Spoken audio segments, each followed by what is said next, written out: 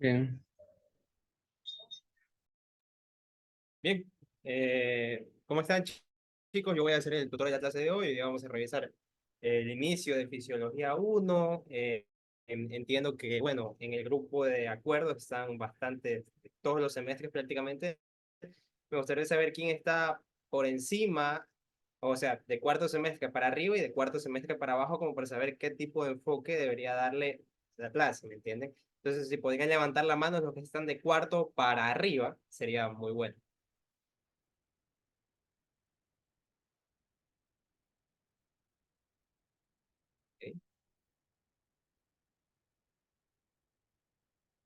¿Ok? Ok, ok. Bien, creo que ahí estamos, ¿no? Bien, entonces supongo que el resto está de cuarto para abajo. Bien, muchas gracias por levantar las manos, chicos. ¿Por qué les pregunto esto? Porque dependiendo de esto, yo voy a ir más rápido, o más lento, voy a ir suponiendo que ya saben ciertas cosas, suponiendo que no saben ciertas cosas, pero bueno, viendo que la mayoría está por debajo de cuarto, es decir, que no han cursado oficio 1 y oficio 2, vamos a hacerlo pues a una velocidad normal. Igual esta clase va a quedar grabada, y bueno, nada, vamos a empezar, ¿no? Si tienen alguna duda, ustedes pueden encender su micrófono, interrumpir o pueden levantar la mano. Aunque si ya levantan la mano y ven que yo no les doy la palabra, no es que no les quiera dar la palabra, sino que no los veo, ¿ok? Entonces simplemente corten. Sí me escuchan bien, ¿verdad? sí, Estoy en un lugar nuevo. Ok, listo, muchas gracias. Bien, vamos a estar revisando pues lo que es potenciales de membrana y potencial de acción. Un tema que realmente dentro de lo que es la primera parte de fisiología, es decir, fisiología 1 en nuestro pensum académico, resulta bastante menospreciada, ¿ok? ¿Por qué?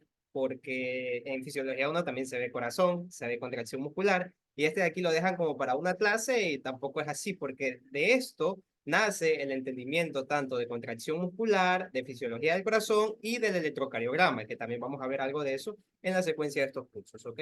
Entonces, chicos, vamos, potencial de membrana y potencial de acción, pues ustedes pueden encontrarme en Instagram, en X, y en TikTok así, pues no creo que algunos de los de aquí me han de conocer, tal vez.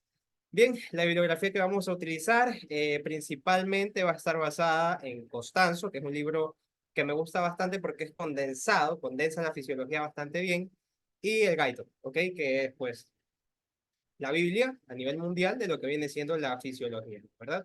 Entonces, de ahí tenemos este de aquí, que es un libro exclusivo de fisiología cardiovascular, que me acuerdo que lo presentó la persona que me dio fisiología, la doctora que me dio fisiología.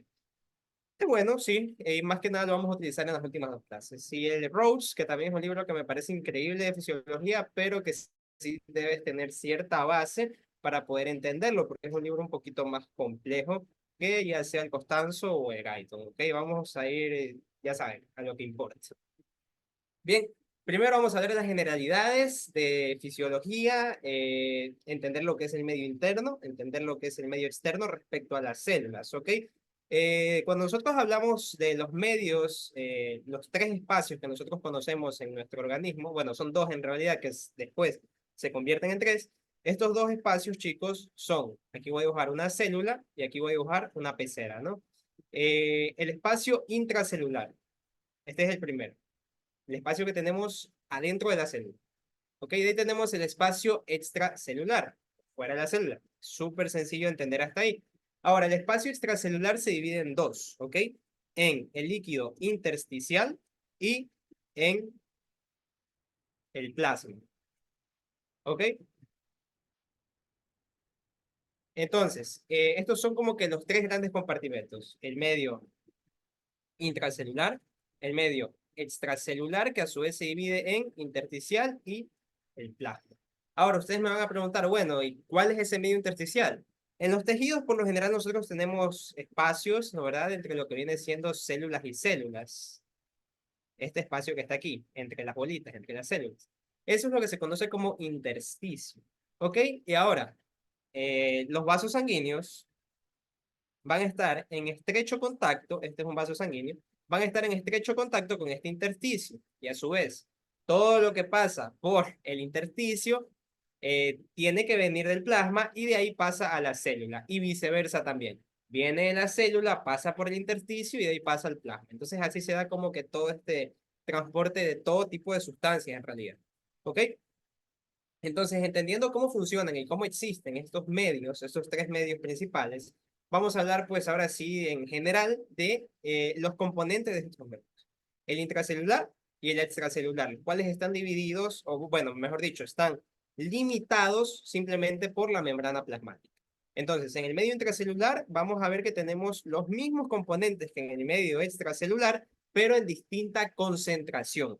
¿Ok? Recordemos que concentración no siempre quiere decir cantidad. Y ya vamos a hablar de eso un poquito más adelante, entender cómo funciona la concentración. Y yo digo que estos temas de potencial de membrana y potencial de difusión son temas complejos. ¿Por qué? Porque necesitan el entendimiento de ciertos conceptos físicos básicos, como diferencias entre osmolaridad, osmolaridad, conceptos como concentración. Entonces son bastante básicos, pero a veces no los tenemos en cuenta y se nos complica el entendimiento. Entonces, medio extracelular y medio intracelular. Esto que vemos aquí son iones, ¿ok? Luego acá ya vienen siendo pues ya macromoléculas y por acá encontramos un apartado especial que tiene que ver especialmente con al menos estos dos de aquí, con lo que es las gasometrías arteriales, ¿no? ¿Verdad? Además del bicarbonato que está por acá. Pero bueno, no nos metamos en eso, simplemente existen concentraciones diferentes, tanto en el medio extracelular como en el medio intracelular. Ahí les dejo, esto es el Guyton, ¿ah? Este gráfico. Los que más nos interesan en realidad son el sodio y el potasio. El calcio también, más para lo que es contracción muscular. De ahí el magnesio poco, el cloro también podemos hacer una mención especial. El bicarbonato entra en otro tema junto con el pH y con la presión de CO2, un tema un poquito más complejo que es el equilibrio ácido-base. Los fosfatos mm, se entiende en la fisiología para qué funcionan. Bueno, los sulfatos poco se los menciona. La glucosa sí, pues es importante tenerla en cuenta, pero ya para el contexto clínico y más que nada en el medio extracelular, porque es donde podemos medirlos, y los aminoácidos. ¿Ok?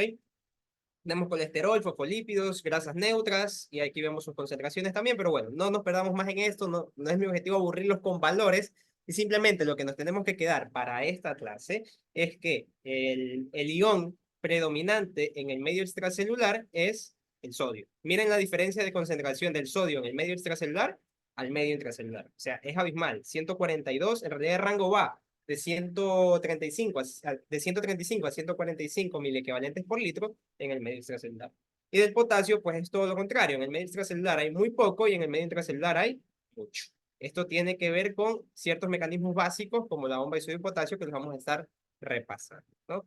Entonces, bueno, aquí vemos la membrana plasmática, vemos los componentes que creo que son muy básicos de biología celular, proteínas de canales, la bicapa de fosfolípidos, todo lo que viene siendo el glucocáliz y las proteínas periféricas, ¿no? ¿Verdad? Que funcionan muchas veces como receptores.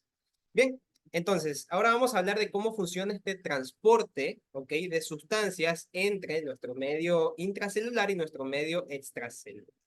¿Ok? Hay dos grandes tipos de transporte, el transporte activo y el transporte pasivo. Em, clásicamente, clásicamente, se solía decir que pasivo no utilizaba proteínas y activo necesita proteínas, pero esto está abolido, ¿ok? Lo que es correcto decir es que pasivo simplemente no necesita energía, mientras que activo sí necesita energía, ¿ok? O sea, en el transporte pasivo no necesitamos para nada el uso de esfuerzo. Es como, ¿cómo les explico? Existen procesos de aprendizaje. No sé si ustedes han escuchado el aprendizaje pasivo y el aprendizaje activo. El aprendizaje pasivo, por ejemplo, cuando tú agarras un libro, obviamente estás haciendo un esfuerzo, pero no es el mismo esfuerzo que tú haces a lo que, por ejemplo, te sale una flashcard, te sale la pregunta y tú tienes que pensar y analizar la respuesta. Entonces estás haciendo un esfuerzo, estás utilizando más energía. Entonces eso es pasivo y activo. Ya saben que la energía por lo general viene del ATP, ¿verdad? Bien, aquí vemos los diferentes tipos de transporte. Aquí, bueno, en la difusión lo pone como el transporte pasivo, como la única forma. Y el transporte activo, pues aquí vemos que necesita energía, ¿ok? Miren que se puede hacer transporte pasivo sin una proteína, con una proteína, ¿ok? Y con unas proteínas especiales que funcionan con compuertas, ¿ok? Que son la difusión facilitada.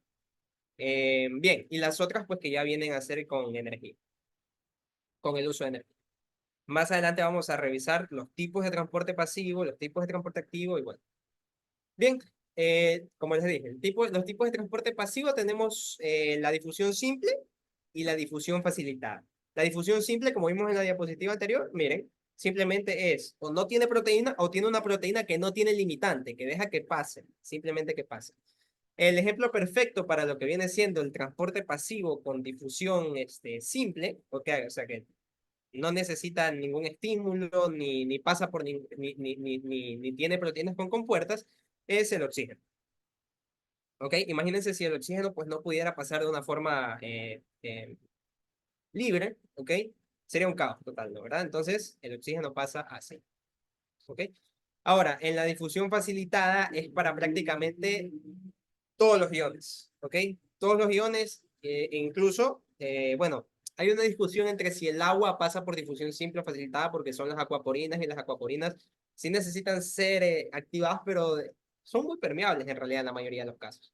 Pero bueno, dejando de lado eso, en el tema de los demás electrolitos o lo que vienen siendo los iones, pues esos ya pasan por una difusión facilitada. Miren aquí cómo pasa por una proteína, pasan de aquí para acá y pues bueno.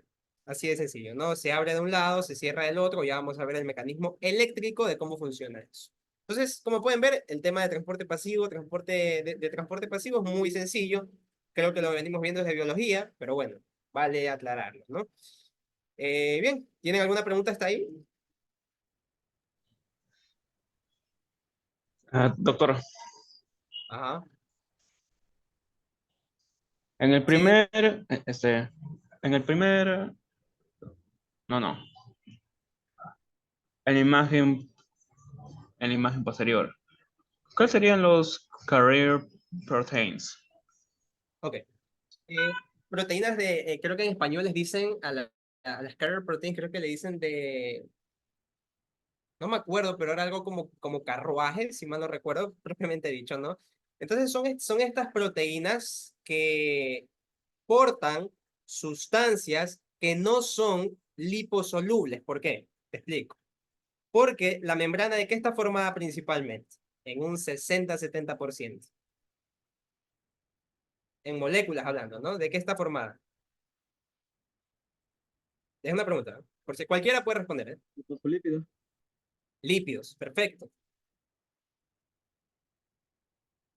Entonces, sustancias que son liposolubles pueden pasar así, como los gases, ¿ok? O por una proteína, aquí como dice de canal, ves que no está cerrada por aquí ni cerrada por acá, simplemente es un canal. Y a veces esto, la verdad es muy teórico, pero bueno, pasan porque son sustancias liposolubles. Ahora, sustancias hidrosolubles, como vienen siendo los iones de sodio, los iones de potasio, los iones de calcio, necesitan este tipo de proteínas. ¿Por qué? Porque es como nosotros, como cuando necesitamos pasar un río y nosotros nos subimos a una balsa o a un barquito y por ahí pasamos por el río, porque obviamente nosotros nos ahogamos.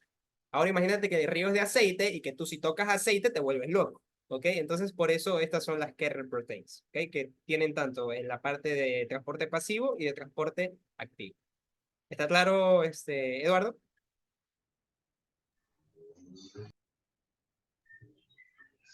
Mm, Pregúntame si tiene. ah, sigo sin comprender. Ya, listo. Vamos a hacer. Sí, son proteínas transportadoras, gracias, Aaron. Son más que eso. Bien, vamos a hablar ahora de estos canales iónicos, de estas proteínas propiamente dichas. Primero, hablar de que estas proteínas, estas carrier, como hablamos hace rato, son selectivas. ¿Ok? Tenemos una proteína para que pase este ion, otra proteína para que pase este otro ion, esta otra proteína para que pase otro ion. ¿Ok? Entonces aquí tenemos un canal. ¿Ok? Por acá supongamos que está medio extracelular y acá medio intracelular. Tenemos un ion de sodio y un ion de potasio. Miren la diferencia de tamaño entre el ion de sodio y el ion de potasio. Fíjense que el ion de sodio es más grande y el ion de potasio es más pequeño. Entonces, ¿Son selectivos en qué sentido? Miren cómo el ion de potasio puede entrar simplemente por su propio canal, mientras que el ion de sodio, si intenta entrar, no va a poder. ¿Por qué? Porque es demasiado grande, simplemente por eso, una causa mecánica. Ahora, esta es una causa de selectividad. Hay otras causas de selectividad como la carga eléctrica, por ejemplo, que porque un ion tiene cierta carga eléctrica no puede pasar por esta proteína. Bien, estos canales pueden estar abiertos o cerrados y aquí. Miren cómo pueden estar abiertos o cerrados. Tienen puerta arriba y puerta abajo. Entonces tiene que llegar un estímulo a esta proteína y lo abre. En este caso, muchas veces suelen ser ligandos. No sé si han escuchado de eso. Son como pequeñas compuertas, simplemente eso. Es como un timbre, ¿ok? Entonces, estas aquí pueden estar abiertas o cerradas. Por ciertos factores, especialmente por electricidad, ¿ok? En el caso de la conducción nerviosa, estas compuertas se pueden abrir. Se abre la de aquí, se abre la de aquí y también se abre la de abajo y ya puede pasar el ion. Esto puede pasar, como les dije, por un ligando, por electricidad, ya vamos a ver un poquito más adelante. Ahora, poniendo un ejemplo básico para entender lo que es la conductancia. Cuando una membrana tiene más conductancia a un ion que otro, cuando tiene más canales, ¿ok? Les pongo un ejemplo. A nivel del riñón, existen unas, nivel del túbulo contorneado distal, existen lo que vienen siendo las acuaporinas, ¿ok? Estas acuaporinas son proteínas transportadoras de agua y estas de aquí se activan especialmente por la acción de la hormona antidiurética, ¿verdad? Ahora, ¿esta hormona cómo actúa? Actúa sobre un receptor y este receptor hace que dentro de la célula se sinteticen más acuaporinas. Entonces, ¿qué es lo que haces tú al aumentar la cantidad de canales iónicos? Lo que haces es aumentar la cantidad o el volumen de agua que va a ingresar al espacio en el que quieres que ingrese, ¿no? ¿Verdad? Y en este caso, al espacio intracelular. ¿Está claro? Eso es prácticamente aumentar la conductancia. Simplemente si hay más puertas, entran más personas. Así de sencillo. Como que tu casa tenga solo una puerta o que tenga tres puertas por tres distintos lugares. Entonces, obviamente, es más, va a entrar más personas al mismo tiempo que si fueran en otros casos, ¿verdad? Bien. Ahora, dentro de lo que son los canales iónicos, ya les hablé que están regulados o por ligando. Miren como aquí tenemos esta sustancia que funciona como ligando de esta proteína, abre la proteína y permite la entrada de iones, ¿ok? O también por presión. A veces, esto es la verdad muy teórico, pero por un golpe, por ejemplo, abres una puerta. Entonces eso también por presión. O por voltaje, que como les dije, hay que hacerle la mención especial de voltaje por el simple hecho, pues, de que tiene que ver con la conducción eléctrica. Bien, ahora, hay una gran diferenciación entre la difusión simple y la difusión facilitada. Esto lo pueden encontrar, este es un gráfico de Guyton. Miren cómo la difusión simple, ¿ok? Vemos que en el eje de las X tenemos la concentración de la sustancia y en el eje de las Y tenemos rate, en español es... Ah, bueno, pero sería algo así como el grado de difusión, ¿ok? Entonces, miren cómo la difusión simple, como tú tienes aquí la membrana y simplemente pasa así, puede ir a una velocidad increíble, ¿ok? No tiene límite de velocidad, ¿ok? ¿Por qué? Porque a diferencia de la difusión facilitada, esta de aquí no tiene que abrir ni cerrar ninguna puerta. O sea, yo te digo, mira, cuando tú tienes un hueco en una pared, tú simplemente entras y sales. No necesitas abrir o cerrar una puerta. Ese tiempo de abrir o cerrar una puerta siempre va a estar presente en la difusión facilitada. Por eso es que la velocidad de la difusión facilitada, pues, se ve limitada hasta un cierto punto, tiene un máximo, a diferencia de la difusión simple que va pues mucho más, puede ir mucho más rápido, como el caso del agua. ¿Ok? Bien, ¿tienen alguna pregunta hasta aquí? ¿Alguien? Maestro, ¿Sí? a ver, o sea, lo que usted denomina como, o sea, como o sea, ¿Ah? fa- ¿La difusión facilitada? facili- facilidad de difusión Ah, ok. pertenecería al transporte activo. Facilidad de difusión con transporte activo.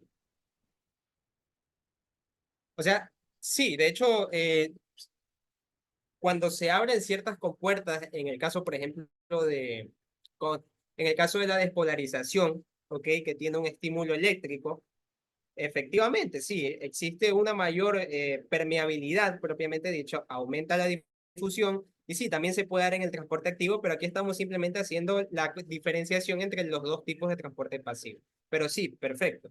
Una vez que tú activas, en este caso, el estímulo nervioso o el autoestímulo que tiene el corazón, por ejemplo, empieza todo lo que es el tema de el aumento de la permeabilidad de los iones, etcétera, y todo lo que es despolarización, repolarización. ¿Sí?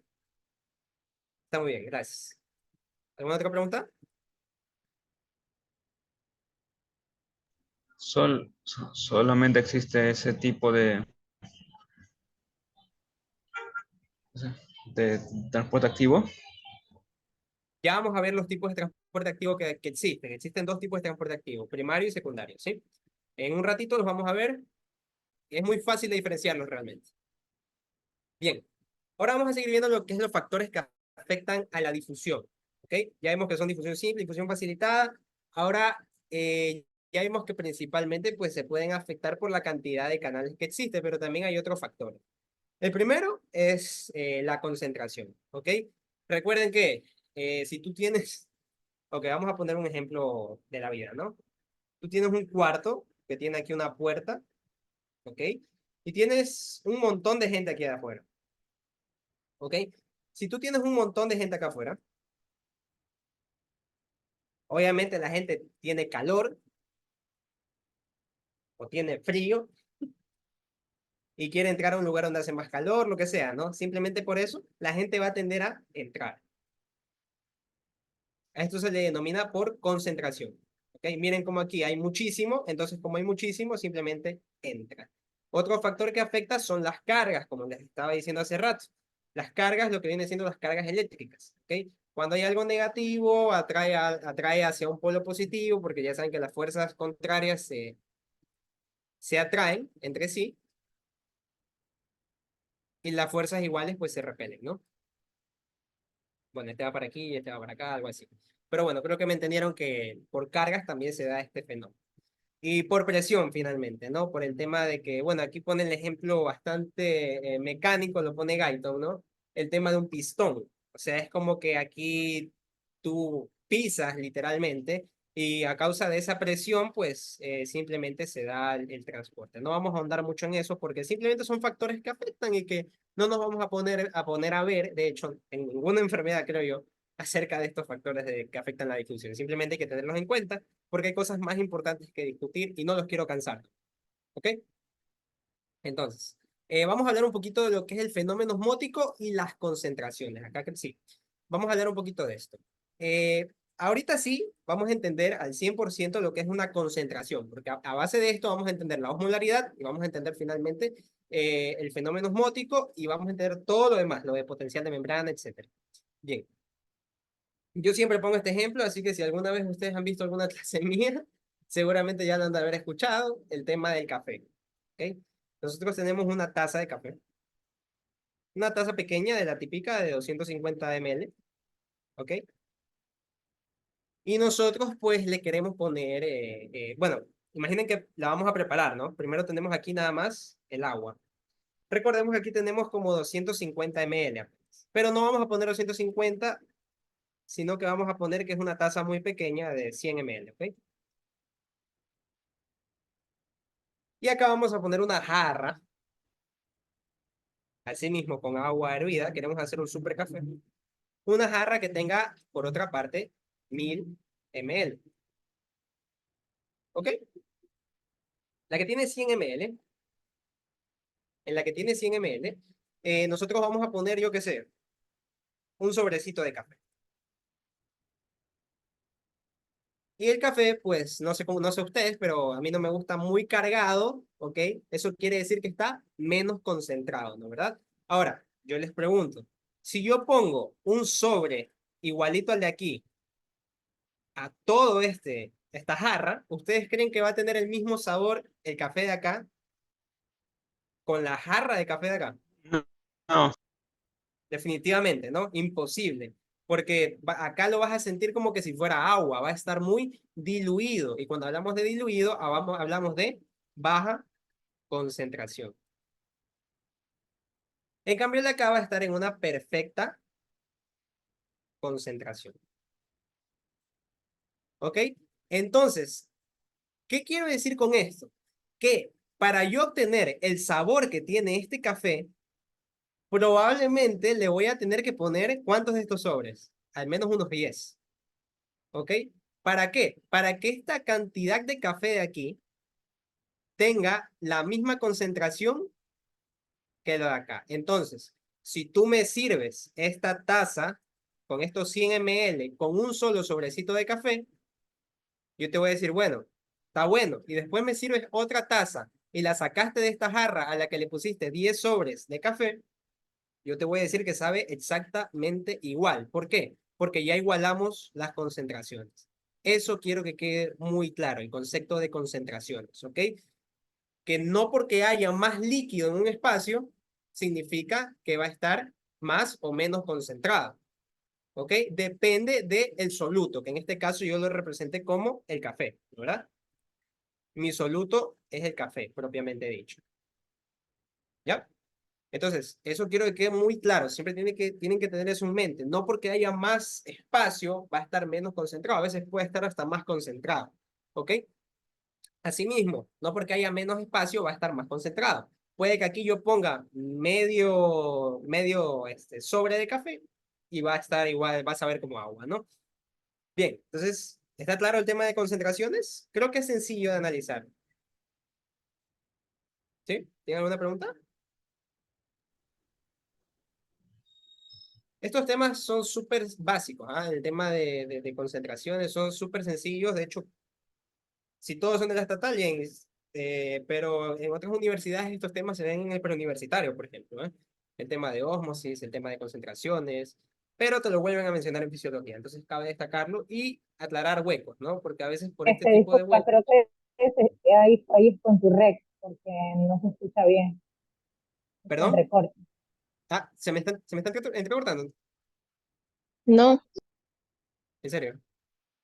¿Estoy bien? yo ¿Hola? escucho, yo escucho bien, sinceramente. Ah, creo que es un problemita de la compañera entonces, ¿no? Discúlpame, de verdad, porque no podría ayudarte en ese tema, porque ya, pues. Bien, chicos, entonces hasta ahora, hay 50 conectados, ¿eh? Me parece un número bastante bueno. Has tenido éxito, Aarón. Muy bien. Eh, bien, chicos. Está claro entonces, ¿no? Creo que está sencillo. ¿Seguimos? Sí. Bien, perfecto. Vamos. Ahora, vamos a hablar ahora sí de ósmosis. ¿Qué es ósmosis? La ósmosis no es más que el movimiento de, y ojo aquí, por favor, ustedes grábense en la cabeza, si es que no lo sabían. Ósmosis igual movimiento del agua. Es el movimiento del agua, no hay más. No hay movimiento de solutos, no hay movimiento de nada. Es movimiento de agua. ¿Ok? ¿Para qué? Y por eso es que me tomé el tiempo de explicar esto con el café. ¿Por qué? Porque siempre vamos nosotros a tender a tener una igualdad en el medio interno como en el medio externo. Es decir, dentro y fuera de la célula. Claro, vamos a ver el ejemplo. Tenemos aquí, bueno, esta imagen es de Guyton también, ¿sí? ¿Sí? Sí, sí. Esta imagen es de Guyton. Imagínense que, vamos a ponerlo mejor acá. Imagínense que yo tengo aquí una membrana, ¿ok? Una membrana plasmática. Y acá puede ser que esto sea dentro o esto sea fuera de la célula, no me importa. ¿Ok? Imagínense que acá yo tengo ciertos iones, ciertas partículas, ciertas biomoléculas. Vamos a dibujarlas así como puntos. ¿Ok? Miren que son bastantes, son considerables. Y miren cómo yo acá tengo unas pocas moléculas. Se dan cuenta que la cantidad de moléculas que yo tengo aquí es menor a la cantidad de moléculas que yo tengo acá. O sea, acá hay muchísimas moléculas. Ahora, si ambos espacios, por así decirlo, tienen la misma capacidad, o bueno, un poquito más de capacidad, bueno, en realidad depende mucho. ¿Dónde creen que hay más agua libre? ¿Aquí, en el de la derecha, o acá en el de la izquierda? ¿Dónde creen que hay más agua? ¿Perdón? En el lado derecho porque hay menos concentración. Perfecto, perfecto. ¿El lado derecho estará más o menos concentrado? Estará menos concentrado. Menos concentrado porque hay mucha más agua y hay menos solutos. Entonces, el fenómeno de osmosis, ¿en qué se basa? En que tú vas a tirarle agua acá. El agua va a tender a ir hacia donde hay una mayor concentración, una mayor osmolaridad. Por eso se llama ósmosis. Osmolaridad, concentración, punto. ¿Ya? Entonces tú llenas y llenas y llenas esto de agua y lo haces proporcional. ¿Ok? Entonces, supongamos que aquí hay 10 partículas en X cantidad de litros de agua. Y acá ahora hay, así mismo, 100 partículas en 10x cantidad de litros de agua. Si simplifica 0 y 0, las concentraciones son las mismas. ¿Se entendió? Simplemente el agua tiende a ir hacia donde hay una mayor concentración de soluto. Punto. ¿Ya? Eso se llama fenómeno osmótico. ¿Ya? Sencillo. Ahora, ustedes van a encontrar en los libros, especialmente en bioquímica, los que van a tercer semestre, el tema de osmolalidad y osmolaridad. ¿Cuál es la diferencia? Para nosotros en medicina, chicos, y si ustedes no quieren partirse la cabeza, es lo mismo. ¿Ok? Es lo mismo. Osmolaridad o osmolaridad es lo mismo, es concentración. La concentración de un soluto en un medio. Punto. En este caso, para nosotros, por ejemplo, es la sangre. ¿Ya? Pero para los físicos, y si es que alguna vez tienen un profesor de bioquímica cargoso que les puede preguntar a algún bioquímico esto, el tema de que la osmolaridad es diferente a la osmolaridad se basa en su fórmula. La osmolaridad, dentro de su fórmula, utiliza litros, si mal no recuerdo. Y la osmolaridad, con R, utiliza kilogramos. ¿Litros y kilogramos de qué? De solvente. Ustedes se preguntarán, bueno, ¿por qué en la medicina, cuando nosotros hablamos de osmolaridad, es lo mismo? ¿Por qué? Porque en el plasma sanguíneo, la mayor cantidad de líquido, ¿qué es? ¿Perdón? Agua. Agua. Agua, ¿no? ¿Verdad? Entonces, para nosotros, y por ley general, creo que todos sabemos que 1 litro de agua es igual a 1 kilogramo de agua. Es exactamente igual, y esto solo pasa con el agua. ¿Ok? En cambio, sabemos que, por ejemplo, con el aceite, 1 litro de aceite no es igual a 1 kilogramo de aceite. Entonces, ahí está la explicación de por qué para nosotros es lo mismo, pero en casos físicos, con otros solventes y otros temas, pues viene a ser muy diferente. ¿Ok? Simplemente eso. Esto lo dejo claro. Disculpa, una, Sí, dime. disculpa una consulta. Entonces, esto variaría al momento del solvente con el que vayamos a aplicar la fórmula de la osmolalidad o la osmolaridad. Sí. No me sé la fórmula. Dependería del solvente. Sí, No, depende ok, del yo sé solvente. que no estamos hablando en sí la fórmula, pero Sí. depende con qué solvente vamos a aplicarla. Y en este caso Sí, sería, si es con agua, cuando es con aceite, como explicaba. Ya, ya. sí, es precisamente eso. Por eso es que para nosotros en medicina es lo mismo, porque nosotros el único componente que analizamos es la sangre. Para nosotros, el agua. Bien, eso también. Gracias, Ariana. Esto no es ley lo que yo les estoy diciendo, porque yo puedo estarme equivocando, pero el concepto llega a ser el mismo, ¿no? Tal vez R sí es litros. Gracias, Ariana. No, no, la verdad no lo tengo en cuenta porque no he puesto aquí la fórmula. Pero bueno, tal vez sí es como dice Ariana, entonces muchísimas gracias, Ariana, por la acotación. Em, Puede ser que la osmolaridad tenga que ver con litros y la osmolaridad tenga que ver con kilogramos, pero al final lo que quiero que entiendan es que para nosotros en medicina es lo mismo. Muñoz, chuta, bueno, te la hizo aprender la fórmula, supongo, pero bueno, no tiene relevancia como te das cuenta. Sí, me imagino. Sí. Bueno, sigamos. Yo no vi con él, la verdad, yo vi con la ingeniera Vera, Vera con R, ¿ah? Vega da Bioquímica 2, ella también me dio. Las dos son un caso, pero bueno, no venimos a hablar de docentes ahorita. Ya, ahora sí vamos a hablar Verás, cuidado, te deja. Bueno, vamos a hablar ahora sí ya de lo que estaba preguntando hace rato nuestro compañero, el tema de transporte activo. ¿Ok? Transporte activo. El transporte activo tiene dos grandes tipos, ¿no? Transporte activo primario y transporte activo secundario. Digamos, en este momento vamos a hablar del transporte activo primario. ¿Ok? El transporte activo primario, el ejemplo más claro, y diría que el único que tienen que conocer, es el de la bomba de sodio y potasio, que lo van a encontrar como sodio, potasio, ATPase en otras literaturas, especialmente en literaturas anglosajonas, o sea, los gringos. ¿Ok? Esta de aquí cumple con varias funciones. Primero, es electrogénica, o sea, genera energía. ¿Cómo genera energía? Simple, mediante el movimiento iónico. Punto. ¿Ya? Evita hinchazón celular. ¿Cómo? Evitando, pues, que... imagínense esto. Si los iones se quedaran y perpetuaran dentro de la célula, por ósmosis, ¿qué es lo que va a pasar? La célula se matiza. Pregunto, ¿no? Vamos a poner otra vez la pecera para que me entiendan. Y aquí tenemos los solutos. Y miren que las cosas simplemente entran pero nunca salen. ¿Qué va a suceder? Algún tipo de hinchazón, ¿no? Perfecto, hinchazón. Se edematiza. Gracias, Yair. De hecho, ese es el término, ¿eh? El término correcto es edematizarse. Por eso lo puse entre comillas aquí, hinchazón. Se edematiza, propiamente dicho. ¿Por qué? Porque tiende a entrar agua de afuera hacia adentro debido a la mayor concentración. El ejemplo claro de osmosis, ¿no? ¿Verdad? Clarísimo. Y también es importante en la conducción nerviosa, que lo vamos a ver un poquito más adelante. Fíjense, aquí tenemos esta imagen es de Rhodes, si mal no recuerdo. Aquí tenemos la proteína propiamente dicha, la sodio, potasio, ATPasa. Tienes dos subunidades, una subunidad beta y una subunidad alfa. ¿Ok? Este... Ah, no, sí, sí. Es que Yair comentó lo de dematizarse. Creo que tú dijiste lo de inflamarse o algo así, no sé. Yair en el chat puso... Ah, me puso en mensaje directo, perdón, perdón. Perdón, sí, sí.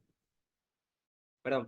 Pero bueno, muchísimas gracias a todos. Me encanta que podamos estar hablando y podamos estar interactuando, porque la educación es eso, chicos. La educación no es simplemente que yo les diga todo lo que tienen que saber, sino porque, como vieron, yo también puedo equivocarme con lo que pasó con la de la osmolaridad y la osmolaridad. Obviamente me equivoco en algo que sé que no les va a servir de nada y que simplemente tienen que tener el dato.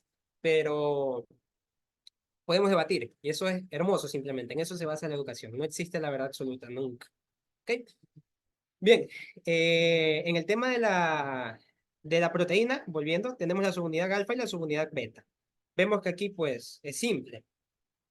Hay tres de sodio dentro, 2 de potasio fuera. Se encajan los 3 de sodio.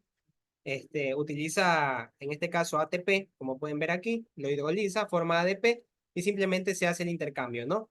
En resumen, todo esto de aquí, ¿qué es lo que sucede, chicos? Yo me acuerdo de una mnemotecnia que no estoy muy de acuerdo tampoco, pero para aprenderse, ojo, para aprenderse el funcionamiento de la bomba y únicamente de la bomba, solo de la bomba, el sodio sale y el potasio entra, ¿no? Sodio con S de sale. Salen 3 iones de sodio, como pueden ver aquí, son 3, y entran 2 iones de potasio.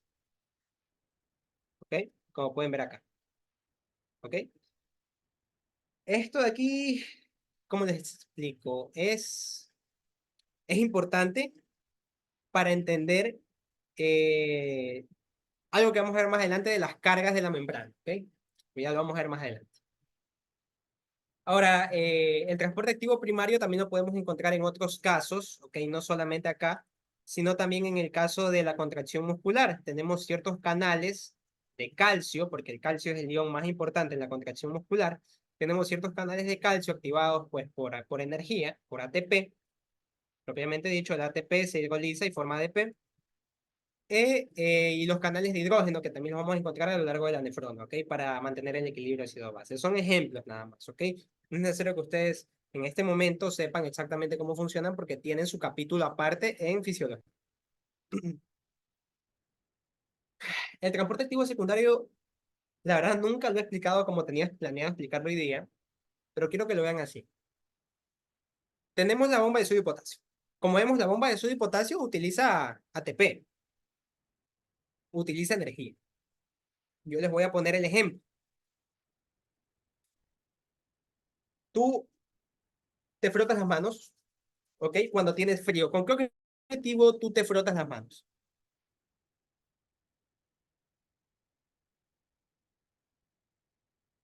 Generar calor. ¿El calor qué es? Por definición, Energía. el calor es energía. ¿Ok? El calor es energía.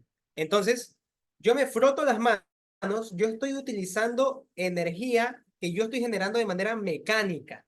En este caso, compáralo con el uso del ATP en el transporte activo primario. Yo lo estoy utilizando. Yo estoy moviendo mis manos para calentarme.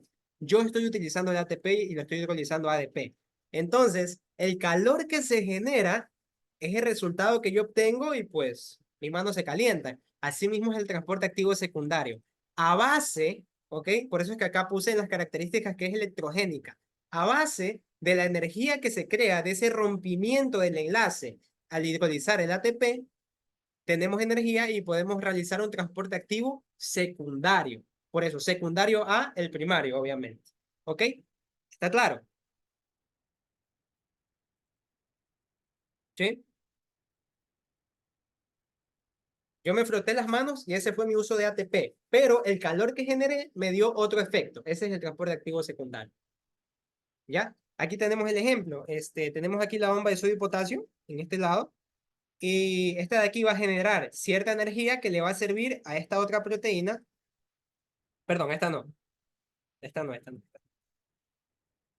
Va a generar cierta energía que le va a servir a esta proteína que está acá, que es un cotransporte. Ya vamos a hablar de eso, los tipos de transporte activo secundario. ¿Ok? Y también a esta de acá, que también es un cotransporte. ¿Ya? Esta de aquí no. Esto de aquí es... Puede ser un transporte activo también de aminoácidos o puede ser un transporte pasivo, pero bueno. También tiene que ver aquí con el transporte activo secundario, pero principalmente, por definición, el transporte activo secundario es, valga la redundancia, secundario al primario. ¿Ok? El transporte activo secundario hay de dos tipos, ¿ok? El cotransporte o simporte, también le suelen llamar, así, sim. Y el contratransporte o antiporte le suelen llamar, los clásicos, ¿no? Estos son términos clásicos. Simporte y antiporte o cotransporte y contratransporte. Los cotransportes más famosos tenemos la glucosa a nivel de túbulo contorneado proximal. Aquí también los aminoácidos a nivel de túbulo contorneado proximal y el bicarbonato a nivel de túbulo contorneado distal. ¿Ok? Mientras que el contratransporte o antiporte lo tenemos en el hidrógeno y el calcio. El hidrógeno a nivel de túbulo contorneado distal. Y el calcio, si mal no recuerdo, lo podemos ver en el corazón. ¿Ok? Sí, en el corazón. Hay un contratransporte de calcio y sodio. ¿Ok? Entonces, muy sencillo, ¿no? Simplemente esto se debe, pues, a la dirección de las astas. Miren, ¿ve? Esto es un cotransporte porque ambas van en la misma dirección. Y un contratransporte sería así. Entra uno y sale el otro. ¿Ok? Cotransporte, ambos en la misma dirección. Contratransporte, diferente dirección. ¿Ok? ¿Tienen alguna pregunta hasta ahí? Lo que se conoce como contra, lo que se conoce como contratransporte sería más bien dando la entrada, dando la entrada como la salida de los iones de hidrógeno y potasio, mientras que mientras que el cotransporte o sin transporte ¿Ya? solo sería la salida de glucosa, aminoácidos y Y por HCO. lo general lo hacen, este transporte de glucosa, aminoácidos y carbonato, por lo general lo hacen junto con el sodio. ¿Ok? O sea, así mismo. Aquí hay sodio y aquí hay glucosa. ¿Ya? ¿Está claro? O sea, que la glucosa, el aminoácido y el, y el HCO Bicarbonato. sal, únicamente saldrían de la únicamente saldrían de la célula acompañado de sodio. Sí, así mismo. Saldrían o entraran. ¿Sí? Muy bien. Pero, pero el cotransporte transporte, por lo que usted indicó, solo sería la salida. No, puede ser salida o puede ser entrada. El punto es que tenga la misma dirección. ¿Ok? Ay, a ver. Ya. Sí, esa es la diferencia en realidad. Puede ser salida o entrada. El punto es que tenga la misma dirección. Lo mismo acá. Mientras que el contratransporte puede tener diferente dirección, ya sea de salida o de entrada. Sí, así es. ¿Está? Listo. Sigamos. Bien, introducción al potencial de membrana. Bien. Eh, Vamos a ver un poquito acá. Quedan estos temas que ya es potencial de membrana en general. ¿Les parece si nos damos un descanso de 5 minutos o seguimos de largo? Si seguimos de largo, ¿Seguimos? Pregunto, ¿no? ¿Qué les parece? porque porque este repaso es hasta las 7. Sí, efectivamente. Bueno, creo que, Aaron, ¿hay algún problema si nos pasamos un poquito? Sí, sí, es que eso quiero hidratarme también. No, para nada. No hay ningún problema. Pregunto, ¿no? Bien, bien.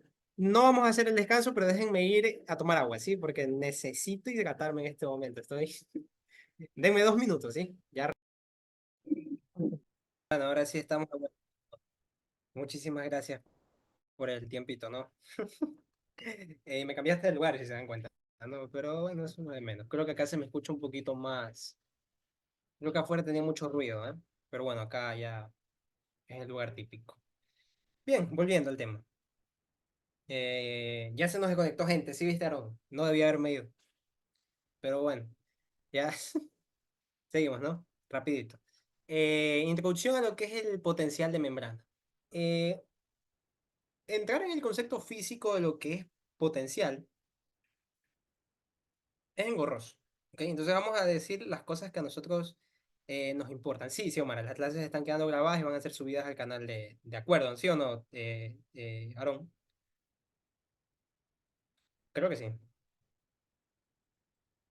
Pero bueno, eh, recapitulando lo que es el potencial de membrana. Primero, antes de llegar a nuestro goal, nuestra meta, que es el potencial de membrana, vamos a hablar acerca de potencial de difusión y potencial de equilibrio. ¿Ok? El potencial de difusión es la magnitud, es una magnitud, ¿ok? No una cantidad, es una magnitud propiamente hecha. Así como existen magnitudes como los kilómetros, como los gigabytes, ese tipo de cosas, esta es una magnitud. Esta magnitud está generada por la diferencia de concentración entre el medio extracelular y el medio intracelular. ¿A qué quiero llegar con esto? Tal vez se me va a haber mareado un poco.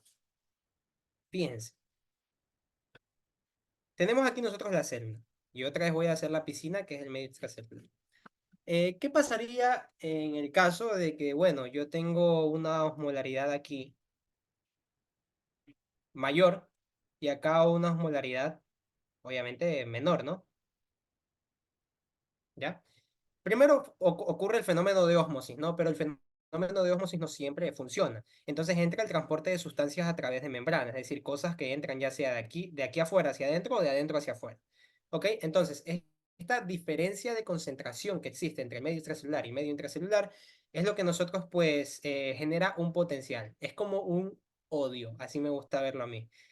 Es como un odio que tiene el medio intracelular, por ejemplo, a que el medio extracelular tiene mayor osmolaridad. ¿Ok? Es una magnitud. ¿Ok? Para que simplemente diciendo el tema del odio porque sí. ¿Ok? Aquí tengo otro ejemplo que creo que queda mucho más claro. Fíjense, aquí yo tengo dos espacios. ¿Ok? El espacio de afuera se produce por la deshidratación celular. No, no siempre. No siempre. De hecho, es un fenómeno normal. No tiene por qué existir deshidratación. Bien, tenemos acá cierta concentración, ¿no verdad? Ya que tenemos ahora vamos a ver la osmolaridad. Vemos que tenemos osmolaridad acá de 10 y osmolaridad acá de 2. Por ley, los iones, ¿hacia dónde van a tender a ir? En una difusión simple. ¿De aquí de la izquierda hacia la derecha o de la derecha hacia la izquierda? Pregunto. De, de izquierda a derecha. perfecto, de izquierda a derecha, simplemente porque acá está más concentrado. Entonces, ¿cuál es el objetivo de este potencial de difusión? Ojo, difusión, difundir, perfecto, no, de izquierda a derecha. Difundir, ¿por qué? Porque ojo, tal vez te pudiste haber confundido, no sé quién sea de él, pues, ¿no? Tal vez te pudiste haber confundido en lo de derecha e izquierda por el tema de ósmosis que revisamos hace rato. Pero ahorita estamos revisando, estamos revisando iones, ¿ok? Ya dejamos de lado la ósmosis. Si no funciona, en este caso, ya el equilibrio con el líquido, que no siempre es bueno, vamos a lo que es el transporte de sustancias. Entonces, el transporte de sustancias se da, cuando es difusión simple, pues simplemente de donde hay más hacia donde hay menos, punto, ¿ok? Es como que imagínense que cada puntito verde fueran personas y quieren ir a un lugar donde está, pues, hay más espacio y se pueden distribuir mejor, ¿ok? Entonces, eso es el potencial de difusión. Otra forma de verlo, no como el odio, sino como las ganas, ¿ok? Las ganas de una parte de ir hacia otra parte, ¿ok? Ojo, solo las ganas. Una cosa es tener ganas y otra cosa es hacerlo. Porque ahí viene el tema de potencial de equilibrio, ¿ok? El potencial de difusión son las ganas de ir de aquí a acá. El potencial de equilibrio es cuando tú ya igualaste la osmolaridad. Si se dan cuenta la diferencia de aquí acá, y yo les he puesto abajo numeritos, modalidad 10 y modalidad 2, poniendo un ejemplo, o sea, así un número cualquiera. Y ahora están igualadas las osmolaridades. ¿Se dan cuenta? ¿Por qué? Porque ya llegó al equilibrio, ya no tiene ganas, ya llegó al equilibrio. Por eso se dice que es una extensión del potencial de difusión, porque es como un cuento, ¿no? Primero el potencial de difusión quería que llegue a un equilibrio y finalmente llegó al equilibrio electroquímico. Esto se llama potencial de equilibrio. Ahora, este potencial de equilibrio, como ya se nos general, en el cuerpo humano es netamente teórico. ¿Por qué? Porque nunca vamos a llegar al equilibrio prácticamente. Siempre van a haber movimiento de moléculas, siempre va a haber esto, entonces nunca en realidad vamos a llegar a un equilibrio como tal, ¿ok? Siempre va a haber movimiento de moléculas, siempre, si no la célula no vive, ¿ok? Entonces, para el potencial de difusión, nosotros vamos a utilizar una ecuación que se denomina ecuación de Nernst. Esto lo saqué de... No recuerdo sinceramente, pero en general nos dice que la ecuación de Nernst nos indica a qué magnitud de potencial el ion estaría al final en un potencial de equilibrio electroquímico. O sea, cuándo finalmente va a poder tener el equilibrio de la osmolaridad. No se me mareen, esto no es importante, ¿ok? Simplemente la ecuación de Nernst, para que se lo lleven a la casa, me dice cuándo un ion X, que puede ser por ejemplo el sodio, va a llegar al equilibrio.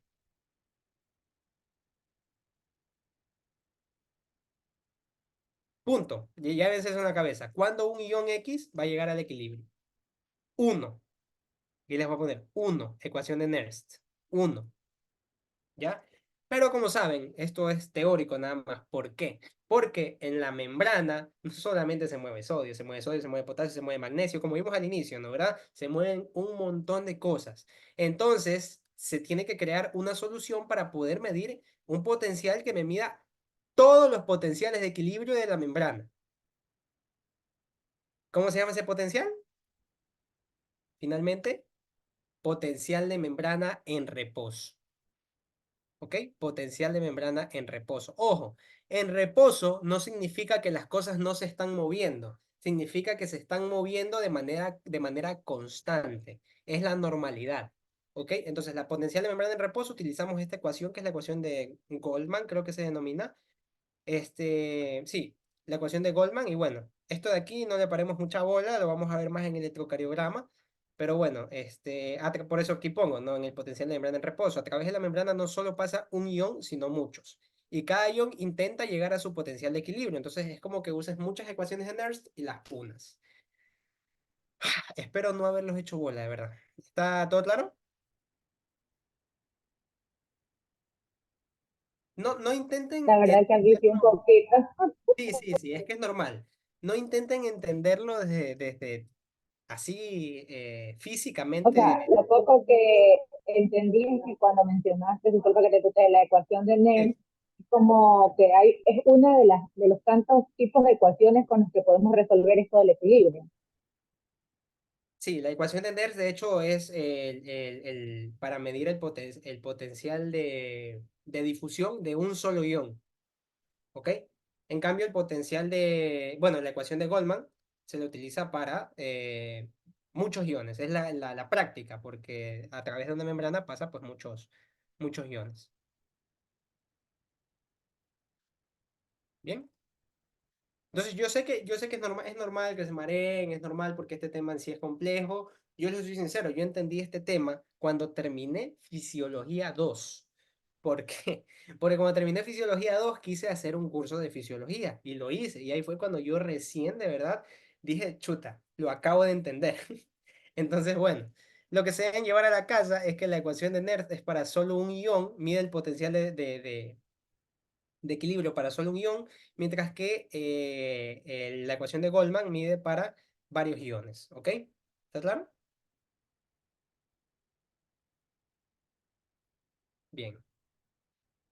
Y bien, el potencial de membrana en reposo, como les digo, es cuando no se está estimulando, cuando no hay ningún estímulo eléctrico, por ejemplo, en el caso de las neuronas no hay ningún estímulo y el potencial se mantiene en cierto grado, ¿no? ¿Verdad? Ahora, el potencial nosotros lo expresamos en milivoltios, es electricidad, ¿no? ¿Verdad? Eh, ¿Cómo lo vamos a medir nosotros prácticamente? Este aparato que está aquí se llama galvanómetro.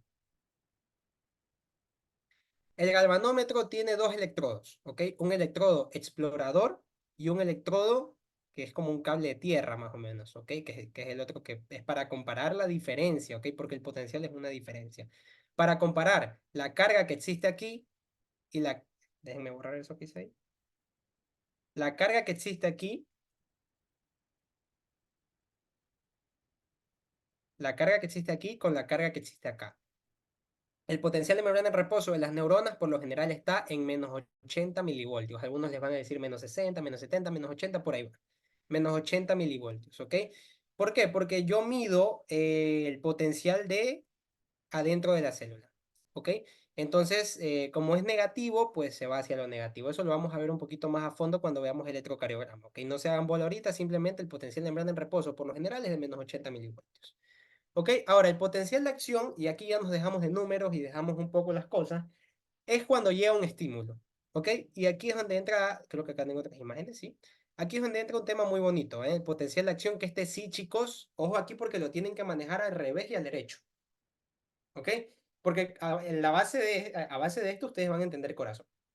Al menos la parte eléctrica de corazón. Fácil, es muy sencillo. Tenemos el potencial de membrana en reposo, menos 80 milivoltios. Este gráfico lo saqué de neuroanatomía de Snell, ¿ok?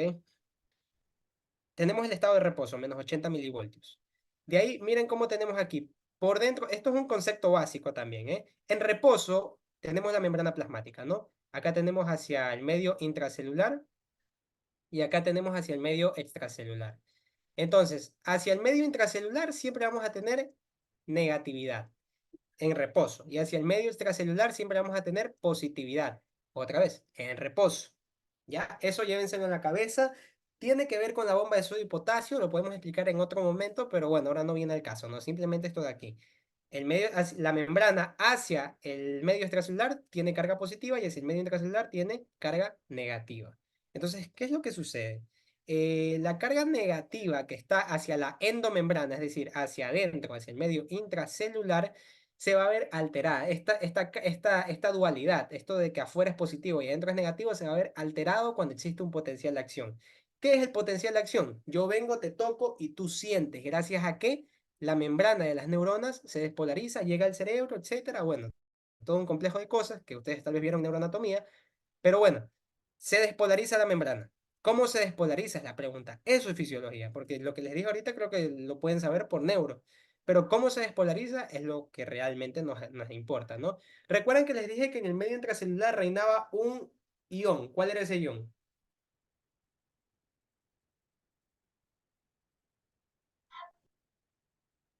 ¿Cuál? Sodio. El sodio. Intracelular. Ah, no, no, no, no. Ah, el potasio. El potasio, perfecto, potasio. Intracelular, el potasio. Adentro el potasio, acuérdense. y extracelular el sodio. ¿Ok? Entonces, aquí como pueden ver, dentro de la célula tenemos mucho potasio y afuera vamos a tener sodio. A pesar de que ambos son cationes, tienen carga positiva, el uno, propiamente dicho, que es el sodio, hay mucha más cantidad afuera, por lo tanto, pues siempre va a ser más positivo afuera que adentro. Más o menos ese es el origen de que la endomembrana extracelular sea positiva y la interna sea negativa. Pero bueno, lo que quiero llegar es que cuando llega un estímulo, lo que sucede es que se altera la permeabilidad de la membrana.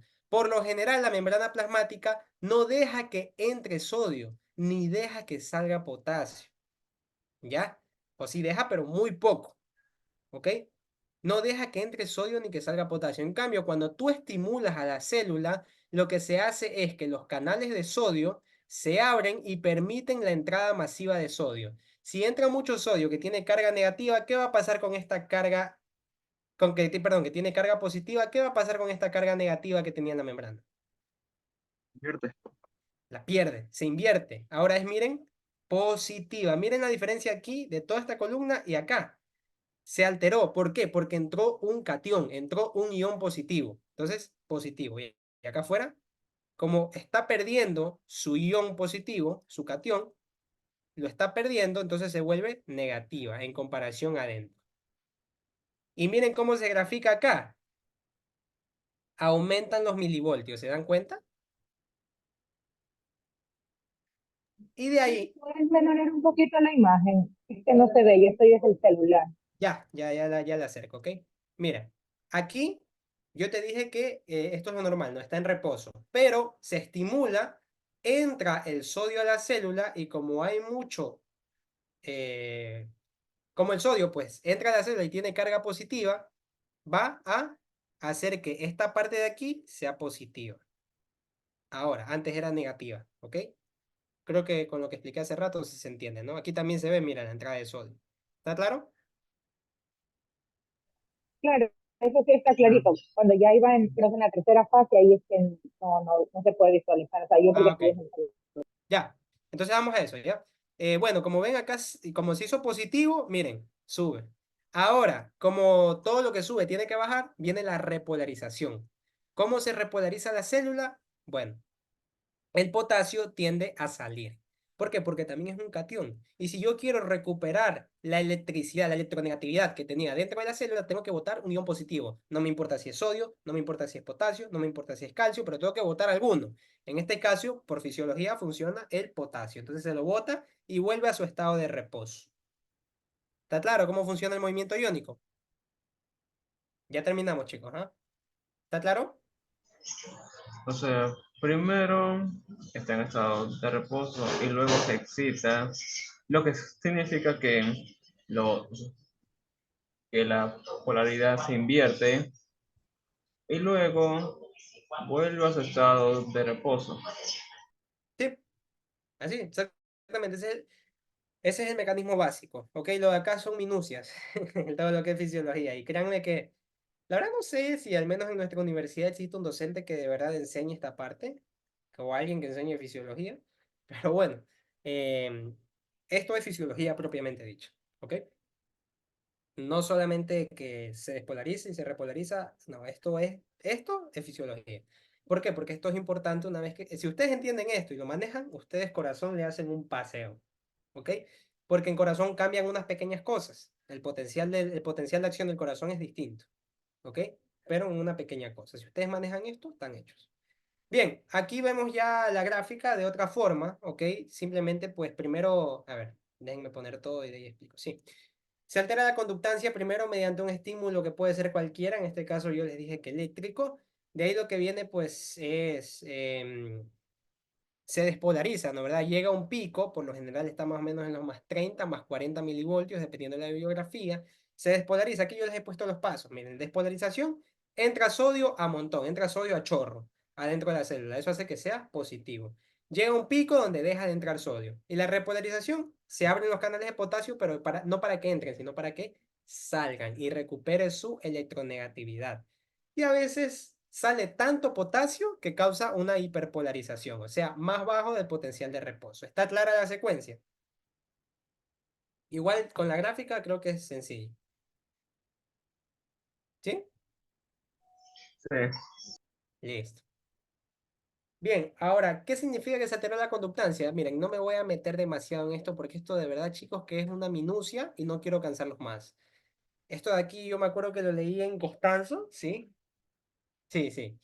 Esto de aquí es en... Sí, tranquilo, Aaron. Esto de aquí es una minucia, simplemente se altera la conductancia porque existen puertas de activación, inactivación, no para en bola. Simplemente se despolariza, entró, se repolariza, cerró y punto. ¿Ok? Y las mesetas, esto lo vamos a ver en corazón, así que no se desesperen, no es necesario que lo entiendan ahora. Simplemente quiero que, en realidad esta diapositiva no la puse para explicarla, sino para que entiendan que existen diferencias en la normalidad. Lo que yo les expliqué hace rato es la normalidad, chicos. Esto, lo que pasa en la mayoría de las células. Pero en otras células, como las células cardíacas, aparecen estas cosas que son las mesetas o plateau, que es un término francés. ¿Ok? Y tienen sus diferencias. Aquí les he puesto los canales. Esto tranquilos, que si ustedes siguen la secuencia, lo vamos a volver a ver en corazón. ¿Ok? Y bueno, finalmente para terminar, ¿sí? Es lo ¿Puedes último. repetir la diapositiva anterior solo para hacer una captura, please? Ah, sí. Esta. La anterior, Ah, ok. Esa. por favor. No, de esa la anterior. La Eh, otra. ya. La otra, la otra. Esa. Ah, ya. Ok.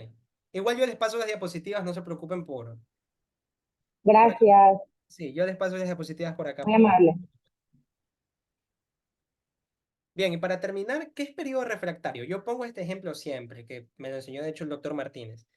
Eh, Imagínense que ustedes están en una obra, ¿ok? Están construyendo algo y ustedes obviamente contratan un maestro, ¿no? ¿Verdad? El maestro, ustedes le pagan, él trabaja, trabaja, trabaja, trabaja, trabaja. Llega un momento en el que el maestro va a resultar cansado, ¿ok? No lo miren por otro lado, él se cansó. Y dice, bueno, ahorita yo ya no puedo trabajar, simplemente me voy a dar un descanso. Yo necesito, y te dice, yo necesito 2 días para recuperarme, 48 horas. Entonces, en las primeras 24 horas, tú quieres terminar esa obra y tú le dices, maestro, yo le pago $1.000.000, pero usted vaya a trabajar. Pero el maestro no se siente capaz, no puede ir a trabajar. ¿Ok? Si él va a trabajar, se va a romper un hueso, se va a romper lo que sea y no va a poder. ¿Ok? ¿Ok? Pero si tú vas al segundo día y tú le dices eso otra vez de que le vas a pagar $1.000.000, es un estímulo más fuerte para él. Entonces, en las primeras 24 horas, así tú le des el estímulo más grande del mundo hablando de dinero, él no va a ir a trabajar.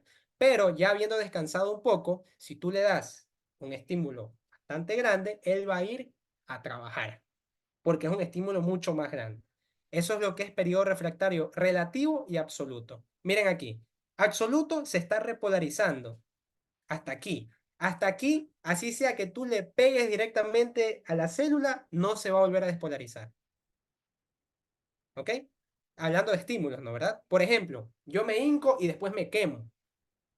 Primero no siento la quemadura, pero después la siento. ¿Por qué? Porque ya pasó al periodo refractario relativo, ya se recuperó la célula lo suficiente del anterior estímulo para poder liberar otro. ¿Está claro? Absoluto no puede volverse a despolarizar. Relativo, aquí. Ah, bueno, me das un mayor estímulo, yo me vuelvo a despolarizar. Punto. ¿Está claro?